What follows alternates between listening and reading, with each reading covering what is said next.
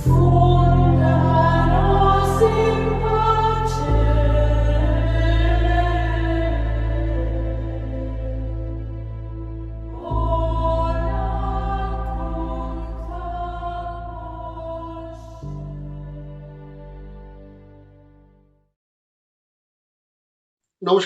সুজিত চট্টোপাধ্যায়। ধুমধামের সঙ্গে বড়দিন পালিত হলো সারা বিশ্বে। সারা বিশ্বে বললে ভুল হবে, বেশিরভাগ জায়গায়। কেননা অর্থোডক্স চার্চ যেগুলি রয়েছে, বিশেষ করে রাশিয়া, আর্মেনিয়া এবং আরো কয়েকটি অঞ্চলে, সেখানে 25শে ডিসেম্বর বড়দিন পালিত হয় না। ওরা বড়দিন পালন করেন 6ই জানুয়ারি এবং যিশুর জন্মদিন 7ই জানুয়ারি, ক্যালেন্ডারের একটা হিসেব মতন। কারণ কি? কারণ হচ্ছে তারা পুরনো যে গ্রেগরিয়ান ক্যালেন্ডার, সেই মতবাদে তারা বিশ্বাসী। আর আধুনিক প্রোটেস্ট্যান্ট যারা রয়েছেন, তারা নতুন সংস্করণ যে হয়েছে ক্যালেন্ডারের, যেটাকে বলা হয় জুলিয়ান ক্যালেন্ডার, সেই ক্যালেন্ডার মেনে চলেন। কিন্তু ওই 25 তারিখটা বেছে নেওয়া হলো কেন, সেটা আমি এর আগে একটি পর্বে আপনাদের বলেছি। যারা এখনো দেখেননি তারা একটু দেখে নেবেন। কেননা 25 তারিখ যিশুর জন্ম হয়েছিল এমন কোনো বিবরণ বাইবেলে নেই। মোটামুটি রোমে যে একটা সৌর উৎসব হতো, অর্থাৎ সূর্যের যে অয়ন পদ্ধতি, অর্থাৎ উত্তরায়ণ থেকে দক্ষিণায়নে যাওয়ার যে দিনটি, সেটা ওই 25 তারিখে পড়তো। এখন সেটা পরে 21-22 তারিখে হয়। যাই হোক, তো যিশুর জন্মদিন যে 25 তারিখ, সেটার কোনো ব্যাখ্যা, কোনো প্রামাণ্য নথি কিছুই নেই। আবার অনেকে তো বলেন যে যিশু বলে কেউ যে ছিলেন, তারও তো কোনো প্রামাণ্য নথি নেই। সেটা নিয়ে আমাদের এবারকার পর্বের প্রসঙ্গ নয়। এবারকার পর্বের যে প্রসঙ্গ, সেটা হচ্ছে যিশু কি অবিবাহিত ছিলেন না বিবাহিত ছিলেন? যিশুর কি সন্তান ছিল কি ছিল না? আরেকটা প্রশ্ন, সেটা হচ্ছে যিশু ক্রুশবিদ্ধ হওয়ার পর তার যে পুনরুত্থান হলো, যেটা আমরা গুড ফ্রাইডে বলি, অনেকে আবার একটা বুধবার পালন করে, সে প্রসঙ্গটাও আমরা এই অনুষ্ঠানে বলবো। তো সেই যিশু নাকি মারা যাননি ক্রুশবিদ্ধ অবস্থায়। তাকে একটা গুহায় রেখে শুশ্রূষা করা হয়, এবং শুশ্রূষা করেন তার যা শিষ্যরা ছিলেন তারা, এবং ম্যাগডালেন নামেন এক ভদ্রমহিলা, এক ধনী ভদ্রমহিলা, তিনি যিশুর অনুগত ছিলেন এবং শিষ্যা ছিলেন। বলা হয় পরবর্তীকালে নাকি যিশু তাকে বিয়েও করেছিলেন। তো যাই হোক, সেই যিশু তারপর নাকি একটি পথ দিয়ে প্রাণের বাঁচাবার জন্য চলে আসেন আমাদের ভারতবর্ষে এবং কাশ্মীরে, এবং বলা হয় যে কাশ্মীরেই নাকি তার শেষ পর্যন্ত মৃত্যু হয়েছিল। আবার অনেকে আবিষ্কার করেছেন যে না, তিনি যিশু ওখানেতেই পরবর্তী সময় মারা যান, তার সমাধি পাওয়া গেছে। যাই হোক, এই পুরো বিষয়টা নিয়ে একটি প্রতিবেদন আপনাদের সামনে হাজির করছি। আপনারা দেখুন সেই প্রতিবেদন। যিশু কি বিবাহিত ছিলেন? যিশু কি এই ভারতে কাশ্মীরে এসেছিলেন? দেখুন। প্রভু যিশুর জন্মদিন 25শে ডিসেম্বর, এমন কোন তথ্য কি বাইবেলে আছে? নেই। রাশিয়ায় বা বেশ কয়েকটি দেশে যেখানে খ্রিস্টান অর্থোডক্স চার্চের আধিপত্য, সেখানে কিংবা আমাদের কলকাতার আর্মেনিয়ান চার্চে কেন তাহলে 6ই জানুয়ারি যিশুর জন্মদিন পালন করা হয়? সূত্র বলছে বিশ্বের মোট খ্রিস্টান সম্প্রদায়ের প্রায় 12% অর্থোডক্স খ্রিস্টান 6ই জানুয়ারি যিশুর জন্মদিন পালন করেন। এর অন্যতম কারণ, অর্থোডক্স চার্চ যিশুর জন্মদিনের হিসেবটা করেন পুরনো গ্রেগরিয়ান ক্যালেন্ডার অনুসরণ করেন। প্রোটেস্ট্যান্ট অর্থাৎ আধুনিক খ্রিস্টানরা জুলিয়ান ক্যালেন্ডার মতে যিশুর জন্মের মতো মৃত্যু নিয়েও রয়েছে বিতর্ক। গুড ফ্রাইডেতে যিশুর মৃত্যু অনেকে মানেন, অনেকে মানেন না। অনেকে বলেন বুধবার যিশুর ছিল মৃত্যুবার। কিন্তু সবচেয়ে বড় বিতর্ক যিশু বিবাহিত না বিবাহিত নন তাই নিয়ে। বাইবেলের কোথাও যিশুর স্ত্রীর কোনো উল্লেখ নেই।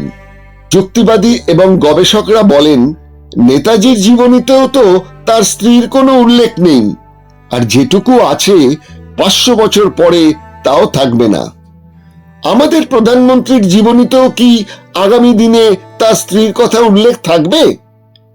1980 সালের জেরুজালেমের পূর্ব দিকে তালপিয়ট অঞ্চলে খুঁজে পাওয়া গেছে পাথরে কেটে তৈরি এক সমাধি ক্ষেত্র।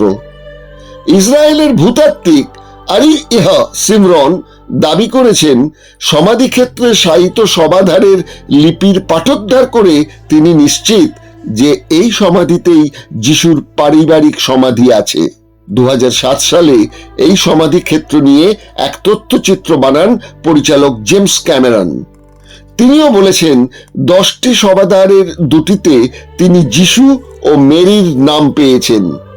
সিমরনের দাবি, ওই সমাধিতে দুটি সমাধারে লেখা আছে জোসেফের পুত্র যিশু, যিশুর পুত্র জুডা ও যিশুর ভাই জেমসের নাম।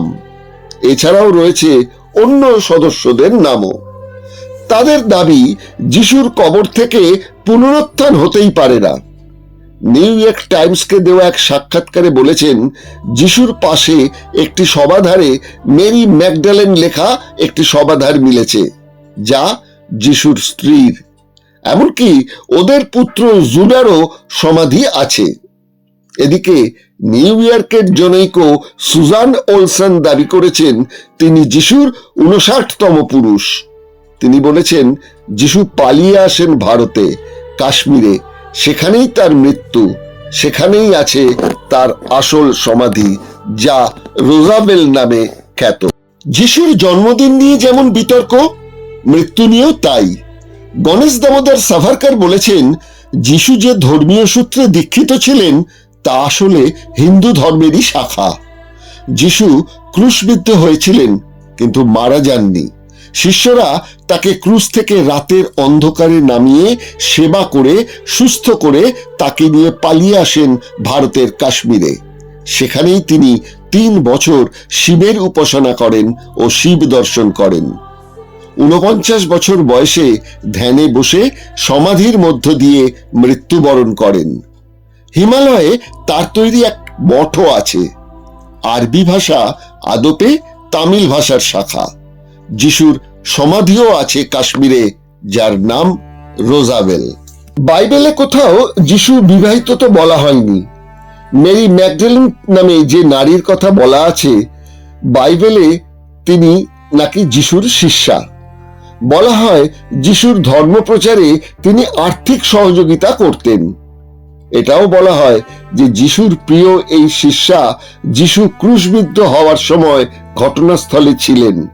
যিশুর অর্ধমৃত দেহ যখন পাহাড়ের গুহায় শিষ্যরা লুকিয়ে রাখেন, এই ম্যাগডালেন তার হাতে পায়ের ক্ষতস্থানে অ্যালোভেরা ও অন্যান্য ভেষজ দিয়ে শুশ্রূষা করে তাকে সুস্থ করেন।